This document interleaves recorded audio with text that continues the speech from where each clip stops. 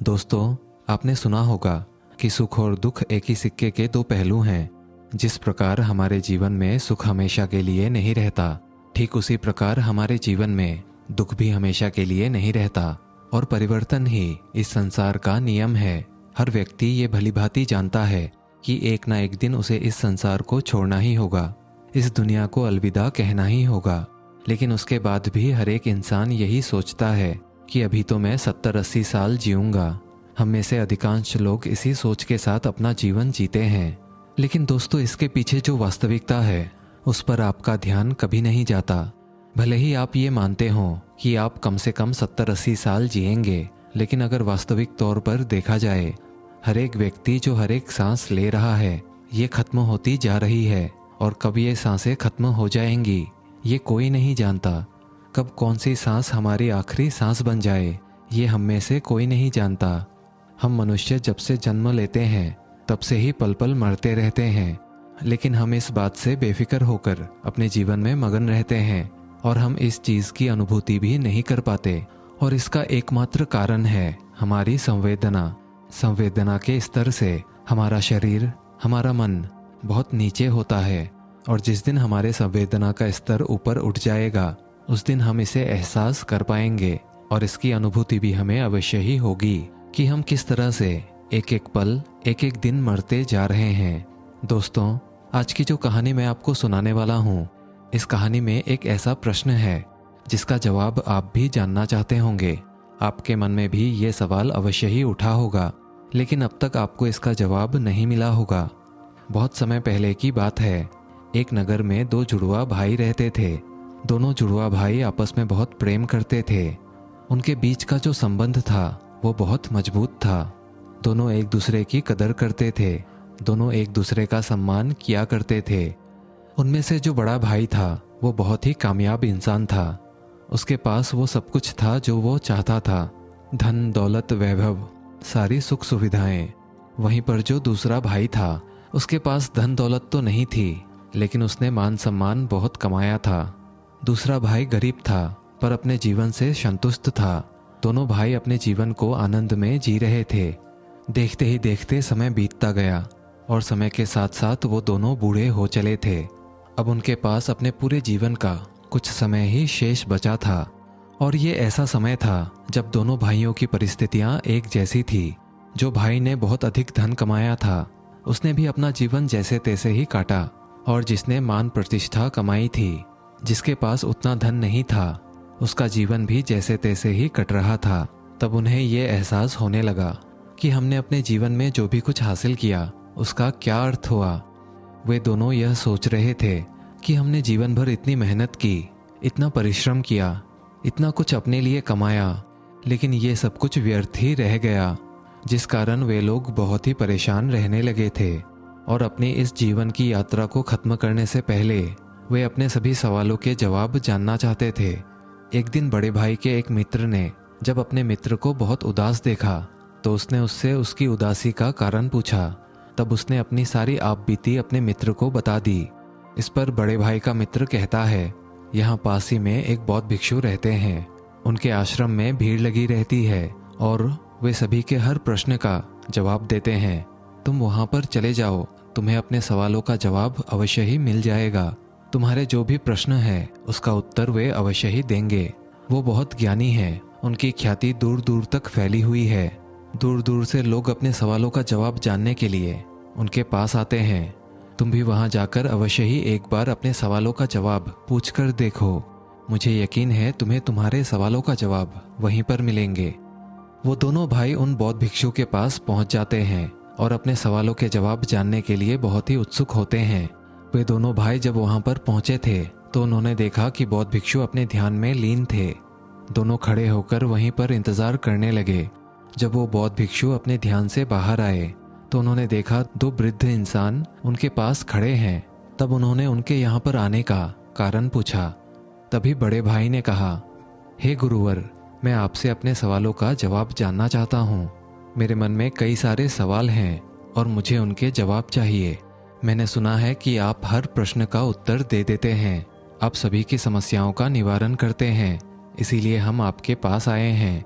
इस पर वो बौद्ध भिक्षु मुस्कुराते हुए कहते हैं, बेटा, मेरे पास तुम्हारे सभी सवालों का जवाब है या नहीं, ये तो तुम्हारे सवालों पर निर्भर करता है। लेकिन मेरे पास इतना समय नहीं है कि मैं तुम्हारे सारे सवालों का जवाब दे सकूं। लेकिन हाँ, अगर तुम अपने सारे सवालों का निचोड़ निकाल कर मुझे एक सवाल दो तो मैं इसका उत्तर तुम्हें अवश्य दे सकता हूँ। अर्थात तुम्हारे जो जीवन के प्रति सवाल हैं उसे एक ही सवाल में पेश करो तो मैं तुम्हारी मदद अवश्य कर सकता हूँ। उन बौद्ध भिक्षु की ये बात सुनकर दोनों बड़े चिंतित हो गए। उन्हें ये समझ में नहीं आ रहा था कि अपने जीवन के पूरे प्रश्नों को एक प्रश्न में परिवर्तित कैसे किया जाए। दोनों सोच में पड़ गए। दोनों भाइयों ने काफी देर सोच विचार किया और उसके बाद बड़ा भाई कहता है, हे गुरुवर, ये तो बड़ी विचित्र बात है कि अपने जीवन के सारे सवालों को एक सवाल में परिवर्तित करके हम आपको कैसे पूछ सकते हैं। हमने बहुत प्रयास किया, आपस में बहुत सोच विचार किया, लेकिन हम अपने जीवन के सवालों को एक सवाल में परिवर्तित नहीं कर सके। लेकिन हमने सोचा कि जब हमें एक प्रश्न ही पूछने का मौका मिला है, जिस कारण हम दोनों भाइयों ने आपस में सहमति करके अपने जीवन को केवल एक सवाल में पिरो दिया है, और ये सवाल अब मैं आपसे पूछना चाहता हूँ। क्या मुझे आज्ञा है गुरुवर? तभी वो बौद्ध भिक्षु कहते हैं, अवश्य, जो तुम पूछना चाहते हो पूछ सकते हो। तभी बड़ा भाई कहता है, हे गुरुवर, हम दोनों भाई हैं और हमने अपने जीवन को संतोषजनक तरीके से जिया है। एक तरफ जहाँ मैंने खूब सारा धन इकट्ठा किया, वैभव और सारी सुख सुविधाएं इकट्ठा की, वहीं पर मेरे भाई ने मान प्रतिष्ठा इकट्ठा की और अपने जीवन को संतोषजनक जिया। लेकिन गुरुवर, अब हमारे जीवन का वो समय आ गया है जब हम कभी भी मृत्यु को प्राप्त हो सकते हैं। लेकिन अब हमारे मन में एक अजीब सा प्रश्न है, और वो यह है कि हमें लगता है कि हमने जीवन में जो कुछ भी पाया है, जो कुछ भी इकट्ठा किया है, ये सब कुछ व्यर्थ है। जैसे हमारे मन के कोने में कहीं कुछ खालीपन सा है, जिसके कारण मानो हमें ऐसा प्रतीत होता है कि मानो हमने अपने जीवन में कुछ खो दिया है। लेकिन वो चीज़ क्या है गुरुवर, ये हम समझ नहीं पा रहे हैं। हम दोनों भाइयों ने अपने जीवन में जो भी कुछ इकट्ठा किया है, धन दौलत मान सम्मान, वो तो सब यहीं रह जाएंगी। तब फिर ऐसे मूल्यों का क्या फ़ायदा जिसके लिए हमने ये जीवन जिया। गुरुवर, जीवन के इस पड़ाव में अब जब हम पीछे देख रहे हैं, जो मूल्य और आदर्श जिसके लिए हमने अपना पूरा जीवन निछावर किया, वो बस एक ताज की तरह हमारे सिर पर ही है, जो हमारे मृत्यु के बाद यहीं पर रह जाएंगे। तो ऐसे मूल्यों और आदर्शों का क्या फ़ायदा जिसे मौत जब चाहे जैसे चाहे नष्ट कर दे। गुरुवर, क्या हमें अपने जीवन में इतनी मेहनत नहीं करनी चाहिए थी? क्या हमने जो कुछ भी हासिल किया ये सब व्यर्थ हो गया? और जीवन के इस वक्त में हम जिस मुकाम पर खड़े हैं, वहाँ पर हमें ये लग रहा है कि हम असली सत्य को पहचान ही नहीं सके। गुरुवर, हमें ये जानना है कि आखिर वो जीवन का सत्य क्या है, और जिस खालीपन का हम एहसास कर रहे हैं वो अब क्यों हो रहा है। हम पर कृपा करें। हम जानना चाहते हैं कि इंसान के आदर्श, इंसान के मूल्य, इंसान के जीवन जीने का तरीका आखिर कैसा होना चाहिए, ताकि वो अपने बुढ़ापे में सभी सवालों से मुक्त हो सके, जिससे अंतिम समय में उसके मन में कोई भी दुविधा ना हो, वो खुशी खुशी अपने प्राणों को त्याग सके।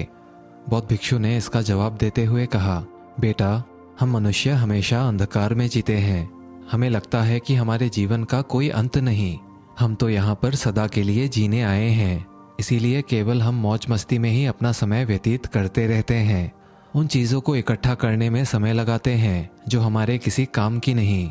और जब तक एक मनुष्य के जीवन में कोई बड़ी बीमारी या बुढ़ापा जैसा समय नहीं आता है, तब तक तो हम अपने आप को अजर और अमर ही समझते रहते हैं, और हम इस अंधकार में जीते हैं कि हमारा मौत भी कुछ नहीं बिगाड़ सकती। क्या तुम दोनों को ऐसा कभी एहसास हुआ है?